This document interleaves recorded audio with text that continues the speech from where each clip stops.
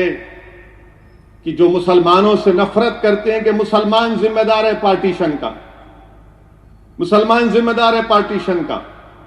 तो मैं आपसे यह अर्ज करना चाहूंगा कि भारत के विभाजन का मुसलमान जिम्मेदार नहीं है।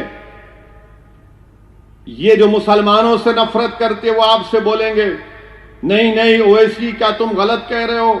क्या उस वक्त सेंट्रल असेंबली माने उस वक्त की पार्लियामेंट में 102 सीट थी, 30 रिजर्व थी मुसलमानों की, 30 के 30 मुस्लिम लीग जीत गई।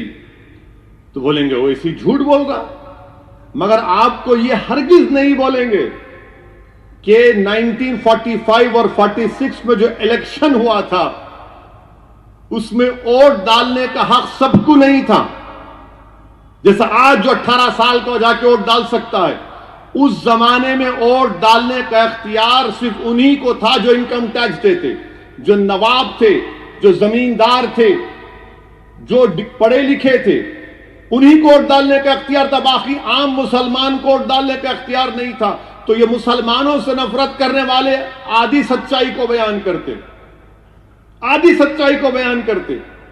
मिसाल के तौर पर उस वक्त के बिहार में जब ये इलेक्शन हुआ तो सिर्फ 7% लोग वोट डाले और बोलते मुसलमान पार्टीशन का जिम्मेदार है।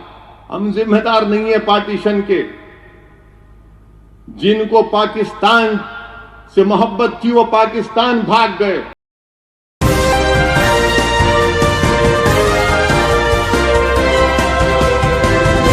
और ये बार बार बोलते नहीं नहीं मुसलमान पार्टीशन का जिम्मेदार है। मैं आज भी कह रहा हूं प्यारे, कभी वक्त है तो आओ आमने सामने बैठकर मुकाबला कर लो। 10 मिनट में तुमको दलील दूंगा, तुम उठ के भाग जाओगे। हम जिम्मेदार नहीं है पार्टीशन के। क्यों जीबी पंत ने कांग्रेस पार्टी में रेजोल्यूशन दिया? क्यों? अच्छा, आपको मालूम मोहम्मद अली जिन्ना को कायदे आजम का ये जो लक़ब कितना मकबूल क्यों हुआ? मौलाना आजाद अपनी किताब इंडिया विंस फ्रीडम में लिखते हैं कि गांधी जी के साथ एक मुस्लिम खातून रहती थी काम करने वाली। उसने उर्दू अखबार में पढ़ा कि मौलाना मोहम्मद अली जिन्ना को कायदे आजम लिखते हैं। तो उसने कहा गांधी जी आप जिन्ना को खत लिख रहे हैं, कायदे आजम लिख दीजिए। कायदे आजम वही बन गए, वो कायदे आजम। मौलाना आजाद लिख रहे हैं, मैं नहीं लिख रहा हूं। जब से गांधी ने जिन्ना को कायदे आजम लिखा, वो कायदे आजम समझना शुरू हो गए। अच्छा, ये पार्टीशन के खिलाफ कौन कौन लोग थे? एक तो जमीयतुल उलमा, फिर उसमें आप देख लीजिए मजलिस अहरार इस्लाम हबीबुर रहमान लुधियानवी। हबीबुर रहमान लुधियानी 10 साल जेल में थे क्योंकि वो पाकिस्तान के खिलाफ थे। फिर ऑल इंडिया शिया कॉन्फ्रेंस पार्टीशन के खिलाफ थी। हुसैन भाई लाल जी उनके बहुत बड़े शियाओं के लीडर थे।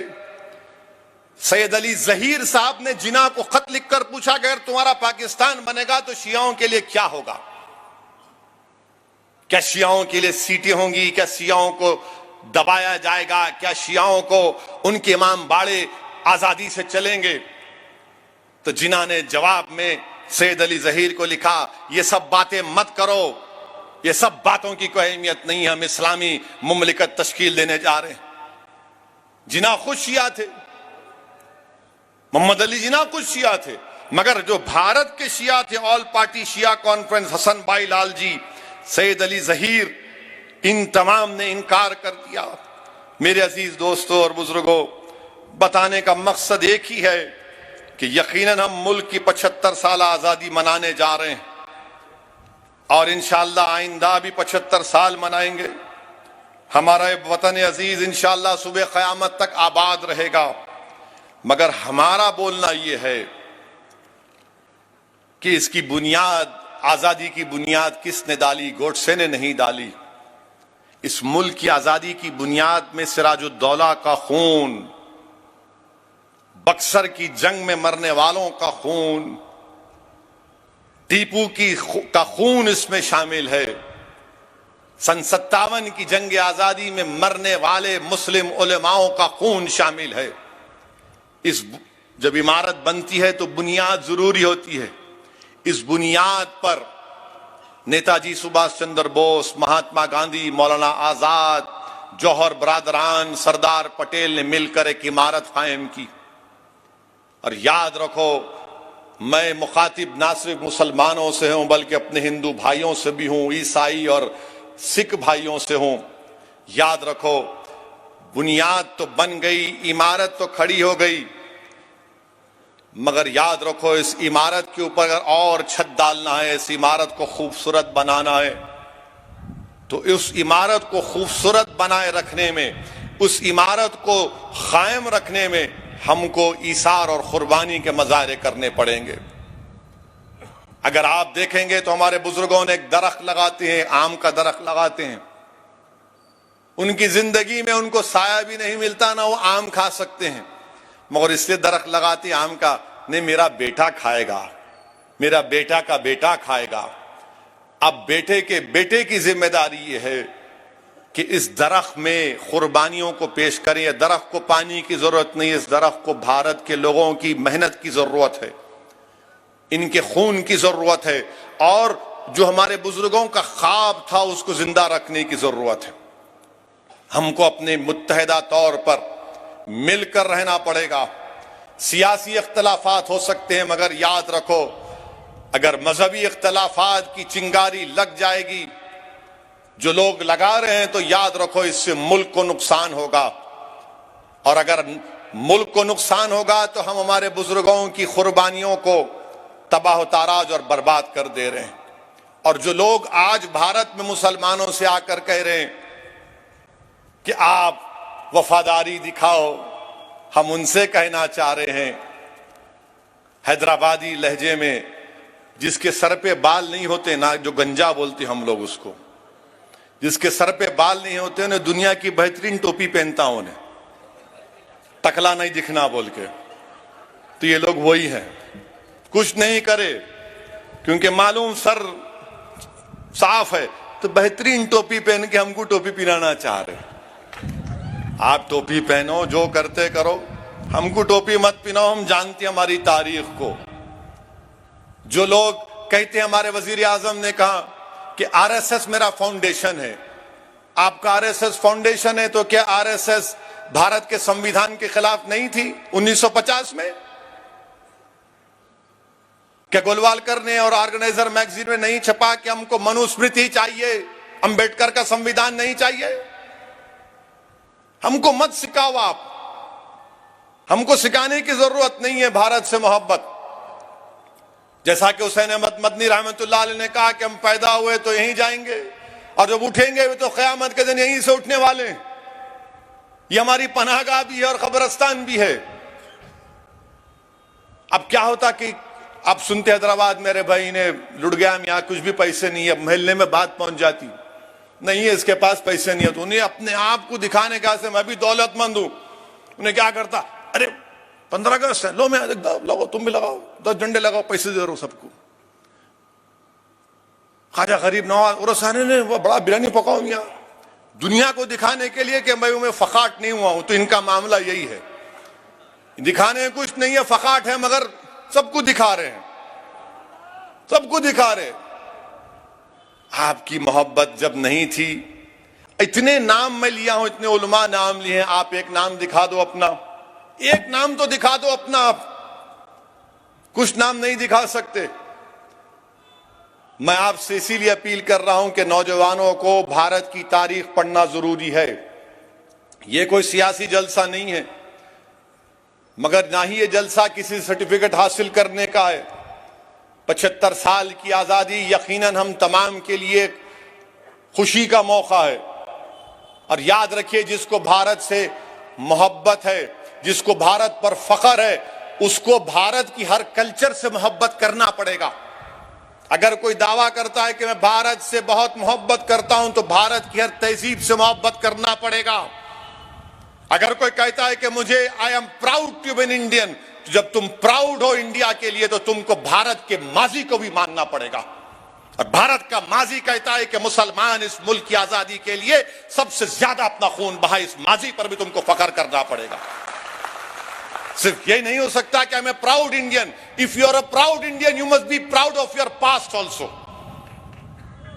वो हमारा माजी है, जो एक रोशन माजी है। और याद रखो, जो लोग हमको दबा रहे हैं, हम दबने वाले नहीं हैं। हमारी रगों में भी अल्लामा फजल खैराबादी का खून है, हमारे रगों में काफी का खून है, अहमदुल्लाह का खून है, हमारी रगों में महमूदुल हसन का खून है, अहमद रजा का खून है हमारी रगों में। याद रखो, कुर्बानी देना हमारे लिए बहुत आसान है, खून बहाना इस देश के लिए हमारे लिए बहुत आसान है। और आज आप बोलते टेररिज्म, अरे कहां का टेररिज्म? जब जिहाद के फतवे दिल्ली की जामा मस्जिद से दिए गए, वो जिहाद के फतवे दिए गए थे अंग्रेजों के खिलाफ। तो मेरे अजीज दोस्तों और बुजुर्गों, ये चंद अहम गुजारिशात मुझे आप तक कहना था। फख्र से रहिए। और ये बात मैं मानता हूं कि वतन अजीज में आज जो हालात हैं, जो मुश्किलात हैं, इसका अंदाजा आपको भी और मुझे भी है। मगर मेरे अजीज दोस्तों और बुजुर्गों, हिम्मत और हौसले को बुलंद रखना है, हिम्मत और हौसले को बुलंद रखना है। ये बात बिल्कुल सही है। शायद बहुत से लोगों को कड़वी लगेगी मेरी आखिरी बात, कि भारत में अगर सबसे ज्यादा किसी की बेइज्जती की जाती है तो मुसलमानों की। भारत में अगर सबसे ज्यादा कोई गैर महफूज है तो मुसलमान है।